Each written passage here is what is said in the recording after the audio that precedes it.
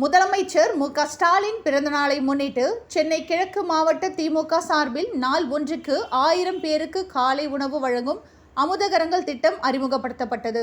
அதன் தொடர்ச்சியாக சென்னை கிழக்கு மாவட்ட திமுக கொளத்தூர் கிழக்கு பகுதி சார்பில் சக்திவேல் நகர் தட்சிணாமூர்த்தி தெருவில் உள்ள பகுதியில் அன்னம் தரும் அமுதகரங்கள் காலை உணவு வழங்கும் நிகழ்வு நடைபெற்றது.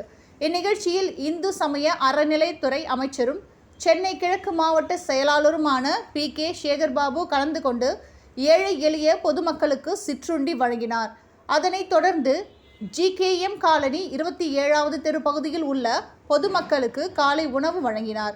மேலும் இந்நிகழ்வில் மாமன்ற உறுப்பினர்கள் திருமதி சரிதா மகேஸ்வரி, திருமதி தாவூத், திருமதி யோகப்பிரியா தனசேகர், திருமதி அமுதா, பகுதி செயலாளர் ஐசிஎஃப் முரளிதரன், 66வது வட்ட செயலாளர் ஆதவமணி மற்றும் கழக நிர்வாகிகள் பலர் கலந்து கொண்டனர்.